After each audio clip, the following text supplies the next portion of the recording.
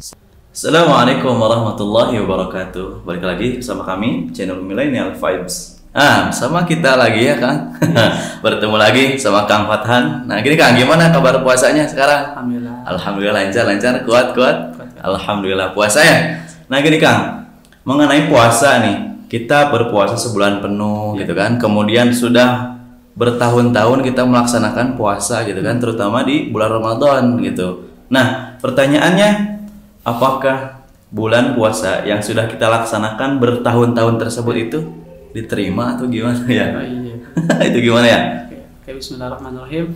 Assalamualaikum warahmatullahi wabarakatuh. Waalaikumsalam warahmatullahi wabarakatuh. Alhamdulillah wa kafa, salatu wassalamu ala rasulillah mustafa Muhammad wa ala alihi wa sahbihi ahli as-sidq wal wafa. Allahumma shalli ala Muhammad wa ala ali Muhammad. Apa kabar teman-teman semuanya? Semoga Allah Subhanahu wa taala selalu memberikan kita kesehatan dan tentunya juga kekuatan ya untuk menjalani kegiatan saum Ramadan kita pada tahun ini. Amin. Oke. Bisa mengenai saum Ramadan ya. Betul. Ramadan, masih di saum Ramadan bahasan Masih kita. saum Ramadan. Jadi memang tahun Ramadan ini memang sudah akan terjadi setiap tahun tentunya. Betul. Ya. Dan ini memang sifatnya wajib untuk kita Wajib. kalangan umat muslim. Akan tetapi sebenarnya memang dalam saum Ramadan ini yang sudah kita lakukan dari tahun ke tahun, apakah memang saum Ramadan ini ada hasilnya untuk kita? Nah itu betul. Itu kan sebenarnya kan pentingnya saum Ramadan, kita udah puasa 1 bulan, capek-capek dong. Betul. Harusnya sebenarnya kita mendapatkan hasil. Kalau kita misalkan bilang 1 tambah 1 hasilnya 2. Kalau misalkan kita belajar, ya kita hasilnya akan mendapatkan ilmu. Nah, pertanyaannya kalau kita saum Ramadan, kita akan mendapatkan apa? Nah, maka dalam surah Al-Baqarah ayat 183, izinkan saya untuk dibaca. A'udzu billahi minasyaitonir rajim. Bismillahirrahmanirrahim.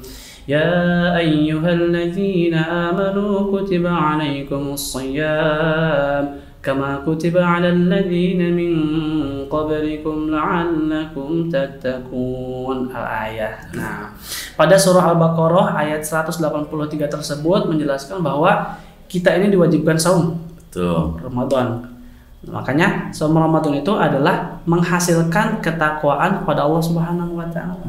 Jadi saum sama dengan takwa. Tapi Kang, pertanyaannya, apakah semua saum yang kita lakukan itu bisa berbuah takwa? Iya. Pertanyaannya, saum yang kayak gimana itu Kang? Nah, itu dia penting. Makanya saum yang seperti apa sebenarnya akan menghasilkan takwa. Nah, itu kan sebenarnya penting harus makanya.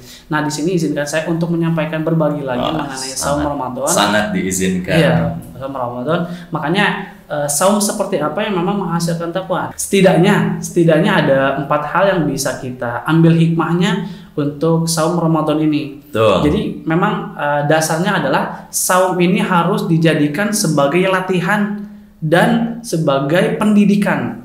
Tarbiyah. Kalau misalkan saum Ramadan ini tidak kita jadikan sebagai latihan dan pendidikan, kita tidak akan mendapatkan ketakwaan tersebut. Susah.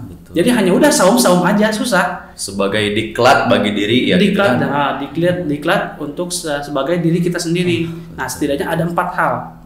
Yang pertama ada latihan kita untuk sabar, tentunya. Yang paling dasar, fondasi ya. Selain kita sabar untuk menahan makan dan minum, kita juga sabar untuk menahan emosi kita, menahan ego kita. Betul. Nah, biasanya kan kalau nggak puasa biasanya kan gampang untuk ngomongin orang tuh gampang banget gitu. Misalkan ibu-ibu biasanya suka gosip kan. Lagi ngumpul-ngumpul dikit gosip, gak di mana-mana, di masjid, di pasar, di rumah, apalagi misalkan lagi arisan tuh betul. Gosip. Nah, itu dengan puasa kita belajar sabar. Bukan artinya sabar terus gosipnya ditahan pas makan langsung gosip, bukan. Tapi artinya adalah sabar dalam hal ini adalah menjauhkan dari sifat-sifat kejelekan atau hal-hal yang negatif tentunya. Itu sabar. Definisi sabar dari poin pertama. Definisi sabar dari poin pertama. Oke. Nah, setelah kita sabar adalah poin keduanya adalah kita juga harus belajar jujur. Jujur dalam hal ini adalah kita harus sadar secara penuh bahwa kita ini adalah seorang hamba. Kita adalah seorang hamba yang kemudian kita harus patuh dan taat terhadap perintahnya dan kemudian menjauhi larangannya. Untuk apa? Untuk mencari keridhaan Allah dan kecintaan Allah Subhanahu wa taala. Betul. Jadi bentuk dari puasa itu tersendiri bentuk kecintaan kita kepada Allah, bentuk kecintaan kita dan Rasul. Dan Rasul. Nah, maka seperti itu. Yang pertama tadi kita belajar sabar, kemudian juga kita belajar jujur. Nah, jujur juga penting nih karena kita kan puasa. Puasa ini sebenarnya amanah dong. Kita dibilang puasa Ramadan, tapi kita nggak pernah tahu, mungkin dimakan di rumah itu makan. Iya, kebalik ya. Di rumah kita makan, siang-siang kita makan di rumah, nggak ada orang yang tahu. Iya kan? Makanya kita ini belajar jujur seperti itu. Jadi cuman kita dan Allah itu. Cuman kita dan Allah aja nih yang tahu seperti itu. Betul. Nah, sekarang poin yang ketiga setelah sabar dan jujur, poin yang ketiga adalah kita pengakuan kepemilikan Allah Subhanahu wa taala. Jadi kan misalkan semua harta, semua apa yang ada di muka bumi ini hanya milik Allah, betul? Milik Allah, betul. Hanya milik Allah. Termasuk seberapapun tinggi jabatan kita, seberapapun banyak harta kita, itu juga milik Allah. Misalkan kita ambil studi kasus, kita misalkan beli makanan persiapan untuk buka, misalkan katakanlah 10.000 atau 20.000. Misalkan kita belinya siang nih, kita beli siang. Pertanyaannya ketika kita beli kemudian boleh nggak kita makan? Nggak boleh dong. Nggak boleh dong. Karena kita lagi puasa. Puasa. Nah, tidak bolehnya itu adalah kita harus mengakui bahwa itu tuh punya Allah.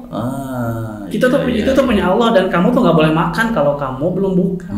Nah, maka kalau kita menyadari seperti itu, maka bukti cinta kita juga semakin besar. Masya Allah. Bahwa kita nggak boleh makan itu. Berarti itu namanya perjuangan ya.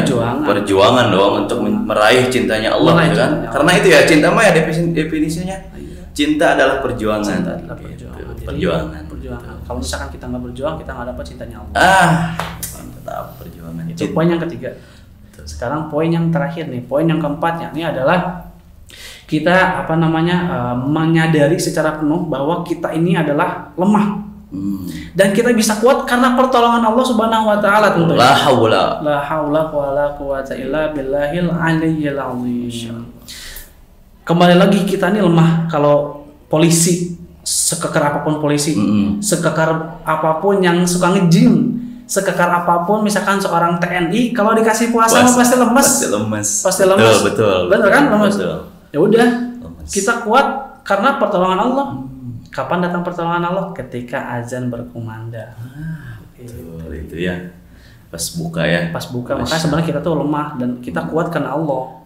Gitu. Nah, kesadaran tersebut akan membalikan kita juga sebenarnya lebih ke hati-hatian terhadap apa yang kita lakukan. Jadi kegiatan kita nih harusnya lebih hati-hati lagi karena kita lemah. Betul. Karena kita lemah, jadi kita harus lebih hati-hati lagi untuk melakukan semua kegiatan. Jadi karena kita nih kuat bukan gara-gara kita jabatannya tinggi, bukan loh. Kita kuat bukan karena kita banyak teman, bukan karena banyak harta, bukan karena kita kuat karena Allah Subhanahu wa taala, seperti itu. Nah, maka dari keempat hal tadi kalau misalkan kita ambil hikmahnya dan kita belajar dari saum Ramadan ya gitu, kemudian kita akan menghasilkan la'allakum tadi. Yang takwa tadi itu. Yang takwa tadi. Sehingga saum ini bukan hanya tradisi tahunan yang harus kita jalani, akan tetapi lebih daripada itu, saum ini adalah bentuk kecintaan kita kepada Allah dan Rasul-Nya. Seperti itu. Masya Allah. Dan tentunya kan dari saum itu sendiri banyak perjuangan yang harus kita perjuangkan. Dan satu untuk Allah Subhanahu wa taala semata, begitu ya. Itu kan alhamdulillah gitu ya. Begitu melebar dan juga rinci gitu ya penjelasannya. Alhamdulillah, terima kasih. Jazakumullahu khairan jaza. Mudah-mudahan kita semua diberikan keistiqomahan kemudian bisa mencapai derajat cintanya kepada Allah Subhanahu wa taala. Wassalamualaikum warahmatullahi wabarakatuh.